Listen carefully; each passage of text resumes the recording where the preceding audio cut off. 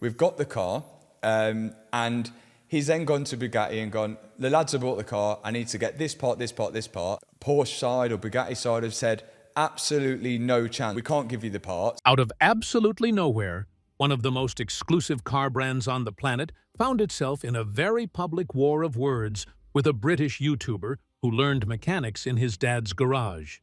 Bugatti, a company that sells hypercars for millions of dollars and guards its brand like a state secret, suddenly had to address Matt Armstrong on social media. And now, weeks later, Armstrong has gone and bought a second Bugatti. So why does a company worth billions appear to be rattled by a content creator with a spanner and a camera? Let's find out together. Who is Matt Armstrong? And why does Bugatti even know his name? When fans first saw Matt Armstrong show up in Miami to look at a wrecked Bugatti Chiron Pour Sport, many people watching may have asked themselves who this person even was and why he thought he could touch a car like that. The answer to that question is one that took over a decade to build. Matt Armstrong was born on the 11th of June, 1993, in Leicester, England. He grew up around cars from a very young age because his father, Tony Armstrong, ran a garage and spent years working on vehicles for a living. That environment gave Matt practical mechanical knowledge long before he had any kind of audience. Before he ever touched a luxury car on camera, he was already comfortable under a bonnet. His first serious pursuit was actually BMX riding. He competed internationally as a teenager and was sponsored by Mad Gear Pro, traveling across Europe and as far as Dubai for events. His career as a competitive rider came to an end when he dislocated his shoulder during a qualifying run at the BMX World Championships in Germany. The injury kept recurring and eventually forced him to retire from competitive riding altogether. He launched his YouTube channel on the 7th of April 2013, posting BMX videos at first. The pivot to cars came later, with a defining moment arriving when his girlfriend's Audi TT was badly damaged in a crash. Armstrong bought the wreck, documented the full rebuild on camera, and something clicked. The format connected with viewers immediately. From that point forward, the channel grew consistently. A major turning point came during the COVID-19 pandemic when a Bentley Continental GT rebuild attracted a wide audience and landed his first major sponsorship deal. Even the Grand Tour's Richard Hammond reacted to one of his videos, which sent a wave of new subscribers to his channel overnight. He went full-time as a YouTuber around late 2019, and from that point, the growth became rapid. Projects moved upmarket quickly, from Audis and BMWs to Maseratis, Porsches, Lamborghinis, and Ferraris. By March 2026, his main channel had accumulated over 6.3 million subscribers. His videos regularly pull in millions of views each. Total views across the channel had surpassed 900 million. He operates additional channels including Matt Armstrong MK2, which itself has nearly 3 million subscribers. He has a Bugatti logo tattooed on his leg. That single detail tells you everything about how much this brand meant to him personally before any of this conflict began. For Armstrong, working on a Bugatti was never just a content opportunity. It was a genuine dream, and the fact that the dream turned complicated only made the story more compelling for the millions of people watching every step. None of that mattered to Bugatti at first, of course, but it did matter to 6 million subscribers who were about to watch their favorite mechanic go head-to-head with one of the most powerful automotive brands in the world. So how did this fight actually start? And what was the car at the center of it all? Because what you are about to find out next changes the entire picture of this story. The crashed Chiron that started everything. In October 2025, Matt Armstrong heard about a crashed Bugatti Chiron Pour Sport sitting in Miami and immediately booked a flight to go and see it in person. That alone should tell you something about the man. Most people would look at the listing and keep scrolling. Armstrong looked at it and packed a bag. The car belonged to Alex Gonzalez, an American content creator known online as FXELXG. The Chiron Pour Sport was one of only 60 ever produced by Bugatti. Introduced in March 2020, the Pure Sport was a handling-focused variant of the Chiron with 65% stiffer front springs, 33% stiffer rear springs, a revised transmission with 15% closer gear ratios, and an engine redline raised to 6,900 revolutions per minute. It was 50 kilograms lighter than the standard Chiron, weighed in at over 4,000 pounds, and had a starting price of €3 million. In good condition, these cars change hands for somewhere between $4 and $6 million on the open market. Gonzalez's car had been heavily damaged. The front end had absorbed a serious impact. Airbags had deployed, carbon fiber panels were cracked, the horseshoe grille was destroyed, and headlights were shattered.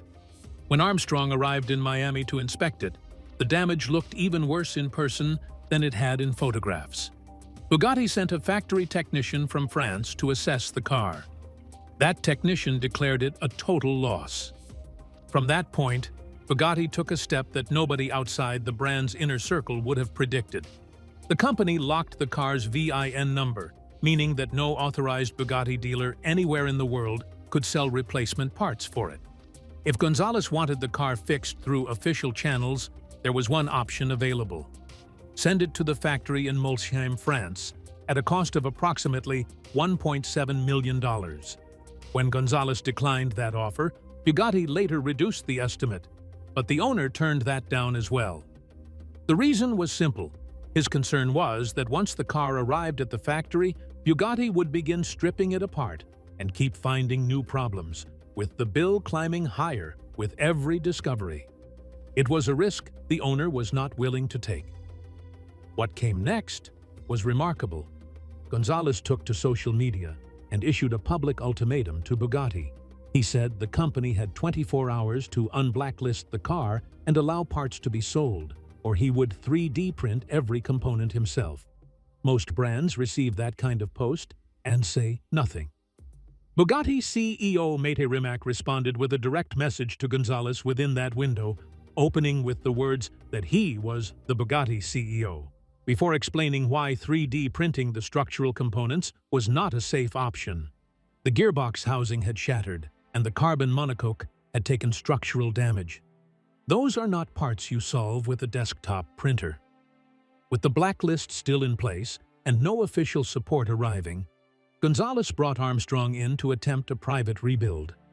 What had started as a salvage project was now something much larger. Armstrong flew to Miami, inspected every inch of the damage, and started working. Suspension components had shifted, panels were misaligned, and the scale of the work ahead was immediately obvious even to someone used to tackling wrecked supercars on camera. Armstrong began stripping the car down and documenting every step. A single video about the parts costs pulled in 6.8 million views within 4 days. The numbers were genuinely staggering. Armstrong noted that headlights for the Chiron had been quoted at around $58,000 each. The horseshoe grille surround approached $93,000. Each carbon fiber fender was estimated at around $200,000. The transmission alone, if it needed full replacement, would push past $185,000. And none of that included labor or the structural work required to split the car and address the monocoque damage. With official parts still unavailable, Armstrong declared that his team would fabricate or source everything they needed through other means, including CNC machining and 3D scanning. When it came to airbags, the team discovered that some Bugatti components shared part numbers with airbags used in the Audi A3. Rimac later pushed back on that point and said that similar part numbers did not make the components interchangeable, and that installing the wrong airbag in a car like a Chiron could have serious consequences. But why was Bugatti this invested in stopping a private rebuild of a car they had already declared a total loss? Because the real concern here was never just about one crashed hypercar. Keep watching, because that is exactly what comes next. Why Bugatti had every reason to be worried. When Mate Rimac stepped into this story publicly, he did so on Instagram. The video he posted was watched by millions of people who had never previously thought about how a Bugatti gets repaired. That is where Bugatti's problem began to take shape. Rimac acknowledged that he followed Armstrong's content and respected him as a creator. He said he would personally be happy to support the project from the perspective of a fellow car enthusiast. But then he drew the line on behalf of the company. Bugatti could not approve a repair conducted outside of its authorized network, and the reasons he gave were not simply about corporate policy. They were about engineering reality. The Chiron Pur Sport is built around an 8-liter quad turbocharged W16 engine, producing approximately 1,479 horsepower and 1,180 pound-feet of torque. The car uses a carbon fiber monocoque chassis, which is not just a body panel. It is the structural spine of the entire vehicle. When that structure sustains damage, the implications extend far beyond what is visible. Rimac pointed out that only a very small number of people in the world had the training required to safely separate the rear subframe from the monocoque, and that performing such a procedure incorrectly had serious safety consequences. He also addressed the gearbox.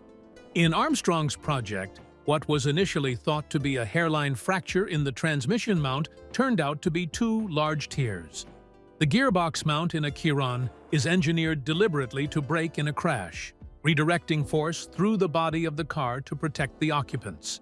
That design choice means even a relatively modest impact can snap the mount.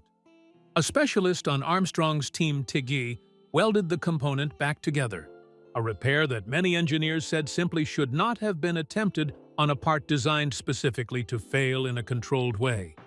Beyond the structural concerns, Rimac used the moment to correct what he described as widespread misinformation about Bugatti repair costs. He said that a headlight for a Chiron costs closer to 50,000 euros than the 150,000 euros figure circulating online. He explained that developing and homologating such specialized components requires tens of millions of euros in research and development spread across a production run of just 500 cars. When you divide that cost across that number of vehicles, the price per part reflects genuine development investment rather than simple price gouging. But the deeper fear for Bugatti was never really about one car. In the ultra-exclusive hypercar market, provenance and authenticity are worth millions. A Chiron Pur Sport, repaired outside the official factory network, would forever carry questions about its structural integrity, its safety, and its documentation. In the collector world, that uncertainty can destroy resale value. Bugatti wanted its cars to remain on the road 50 to 100 years from now, and a rebuild using non-certified parts, improvised radiator hoses, and fabricated components did not align with that vision. There was also a brand perception issue playing out at enormous scale. Armstrong's videos were pulling in tens of millions of views. Every frame of a disassembled Chiron sitting in pieces in a workshop. Every moment where a part was sourced from an Audi A3. Every clip of a welded gearbox mount was being watched by people who had never set foot in a Bugatti showroom. For a brand that depends entirely on its aura of perfection, that kind of exposure was uncomfortable at best. Armstrong himself acknowledged in a later interview that the relationship between him and Rimac had been compared to a Messi and Ronaldo rivalry, where both parties had mutual respect, but the internet had turned their disagreement into something far more dramatic than it actually was.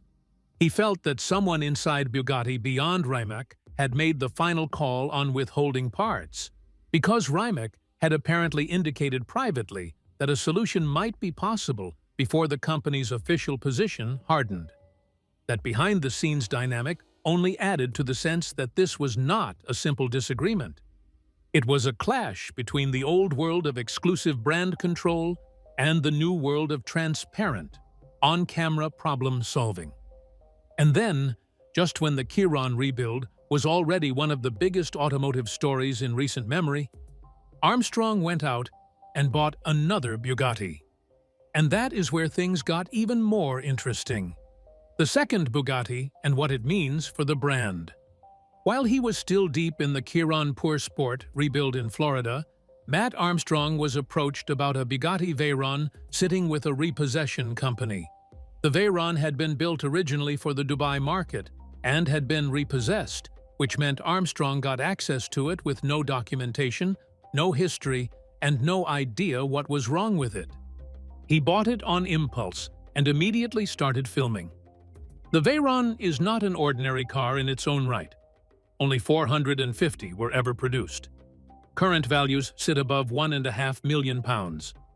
The version Armstrong acquired had been built for the Dubai market, and despite the unknown history, the exterior was clean, the interior was intact, and the engine actually started. The problem was that it would not drive. A catalog of gearbox faults had been flagged, with quotes from specialists running as high as £350,000 for a full replacement.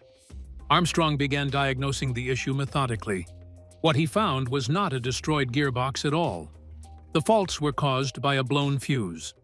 He drove to Halfords, the British automotive parts retailer, bought a fuse, installed it, and the gearbox faults cleared. A potential £350,000 repair bill was resolved with a part that cost almost nothing.